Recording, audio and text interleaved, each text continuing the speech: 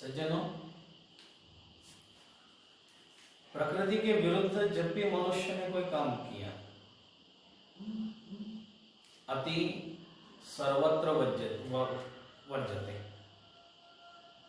अति का परिणाम अति भयंकर निकलता है। आज ये जो कोरोना वायरस भारत में नहीं पूरे विश्व में फैल रहा है, इसका मूल कारण बच्चे के नॉलेज में आ चुका है। मूल कारण है हिंसा। प्रकृति के विरुद्ध जो आपकी प्रकृति नहीं है, जो आपका स्वभाव नहीं है, उस स्वभाव को त्याग करके आप भोजन कर रहे हैं, तो क्या होना है? परेशानी होनी है, रोग फैलेगा, दुख होगा। अगर हम आकलन करें, जिस समय भारत स्वतंत्र हुआ उस समय भारत में मनुष्य की आबादी से अधिक आबादी पशु पक्षियों की थी। जो मेरे सामने आंकड़ा आया है वो ये है कि 22 करोड़ के आसपास मनुष्यों की संख्या थी और 33 करोड़ से अधिक पशु पक्षियों की संख्या थी। और अगर हम पिछले 70 साल में हमने क्या कमाई की, हमने क्या पाया, हमने क्या खोया, अगर हम इसका आकलन करें तो ये आकलन, ये रिजल्ट, ये आंकड़े हमें बता रहे हैं कि मनुष्य 22 करोड़ से बढ़ करके 135 करोड़ क्रॉस कर रहा है, 135 करोड़ की संख्या से आगे बढ़ता जा रहा है। और पशु पक्षियों की संख्या जो कभी 30, 32, 33 करोड़ थी, वो घट करके आज लाखों में हो गई है। क्या हुआ उनके साथ? एक कुत्ता, एक कोई जानवर, कोई बिल्ली, चूहा अगर मनुष्य को काट लेता है, बच्चे को काट लेता है, तो लोग उसे पागल घोषित कर देते हैं। मुझे वो पंक्तियां आज भी याद आ रही हैं। जब जानवर कोई इंसान को मारे, कहते हैं दुनिया में वहशी उसे सारे। एक जानवर की जान आज इंसानों ने ली है, चुप क्यों है संसार? एक बड़ा प्रश्न चिन्ह है, बहुत बड़ा प्रश्न चिन्ह खड़ा हो गया है। एक प्राणी जो पशु या पक्षियों में से जिसको संज्ञा दी जाती है, जिसको पशु या पक्षी कहा जाता है, अगर वो अपनी किसी परेशानी के कारण अगर वो मनुष्य जाति पर कभी कोई छोटा मोटा आक्रमण कर दे, तो मनुष्य जाति उसको पागल, वैशी, पता नहीं क्या क्या कह करके उसका जीवन ही समाप्त कर देती है। और ये मनुष्यों ने आज देखे, ये पशु पक्षी मनुष्य को जीवन जीने का यंत्र थे, मनुष्य को जीवन जीने का यंत्र थे। मनुष्य के मतलब जो रोजमर्रा की चर्या है उसमें इनका कितना बड़ा योगदान है। इनका दूध ना आया होता, बच्चे न पल रहे होते, बैलों ने खेतों में काम न किया होता तो खाने को अनाज न मिला होता। अरे इनका हमारे जीवन में हमें सुरक्षित रखने में कितना बड़ा योगदान है। और कभी आप अपने से भी सवाल करें, पूछें कि हमारा कितना योगदान है इनको सुरक्षित रखने में। अगर हमारा योगदान था तो इनकी संख्या इतनी घट क्यों गई? क्यों घट गई? जब मांस निर्यात का प्रकरण चला था तो बड़ी ताकत के साथ विश्व के सभी अहिंसक संतों ने, अहिंसक लोगों ने एक बहुत बड़ा आंदोलन किया था, एक बहुत बड़ा मिशन चलाया था।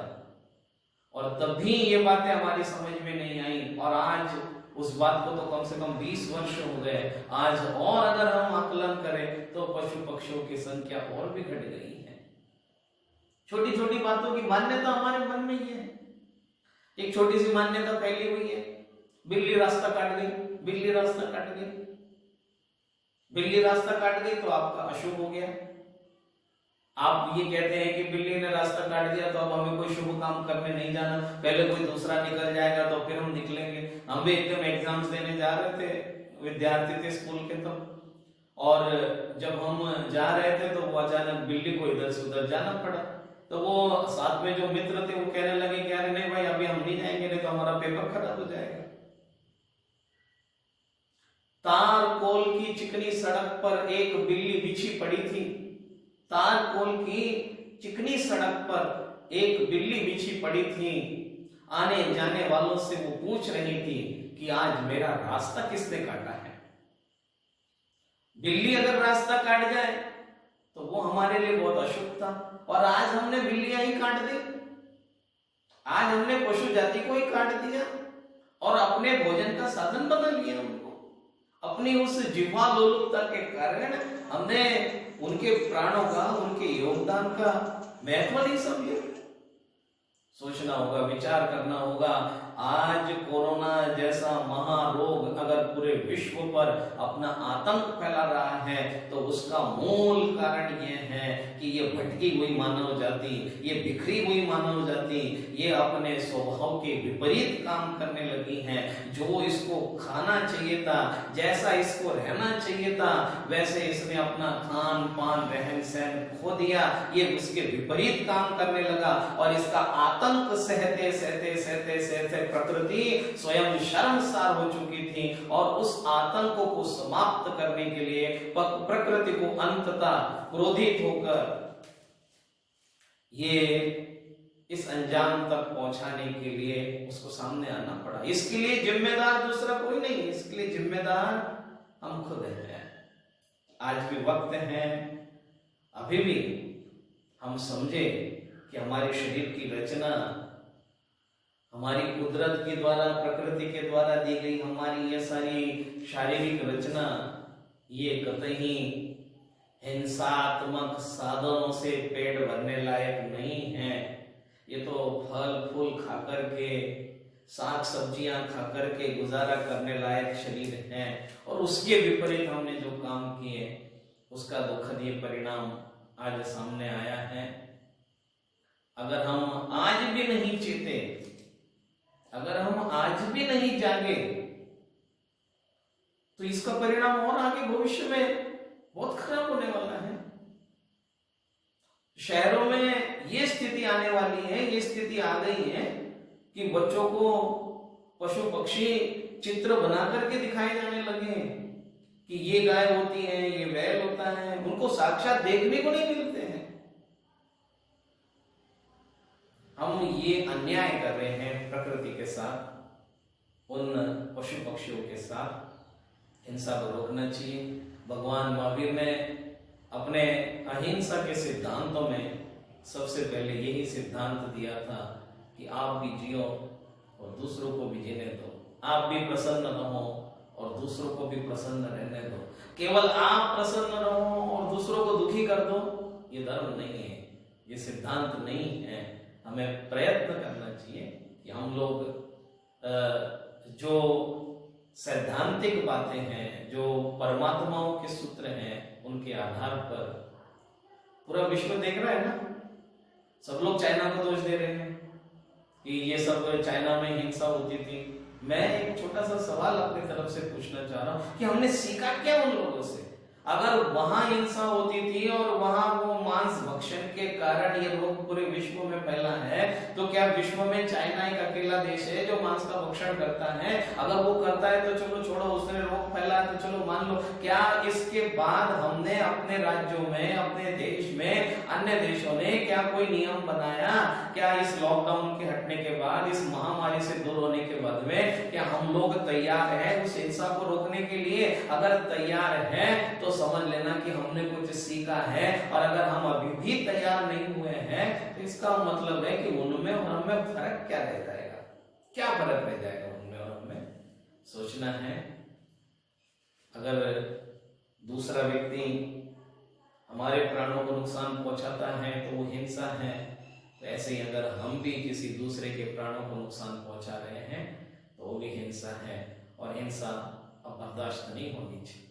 हिंसा के बादल छाए संसार पर, सर्वनाश के दुनिया खड़ी कगार पर, अब शास्त्रों में नई शस्त्रों में होड़ है, मानवता रोती है अपनी हार पर, महावीर ही पथ भूलों को समझा सकता है, वर्तमान को वर्धमान की आवश्यकता है, वर्तमान को वर्धमान की आवश्यकता है। अभी तो ये परम सत्य है कि भगवान महावीर सिद्धालय में विराजमान है, वो लौट करके नहीं आने वाले हैं।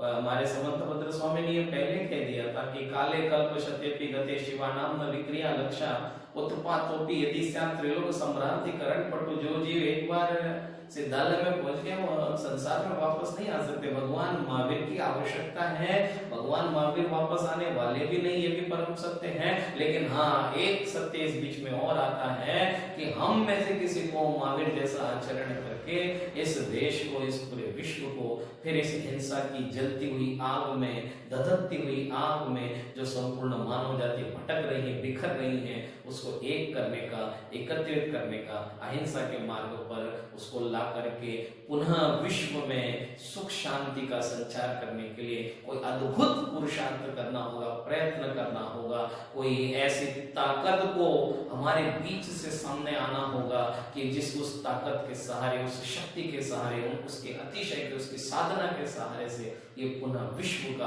प्राणी मात्र फिर से एक बार सुख शांति का अनुभव कर सके और अहिंसा परमो धर्म का नारा, जियो और जीने दो का सिद्धांत पुनः जन मानस तक पहुंचे, घर घर पहुंचे, हृदय हृदय तक पहुंचे, आत्मा आत्मा तक पहुंचे और सब लोग सुख शांति का अनुभव करें। यही सबसे बड़ा अहिंसा परमो धर्म होगा और यही जी और जीने दो का चरितार्थ होने वाला सूत्र होगा। बोलो अहिंसा परमो धर्म की जय।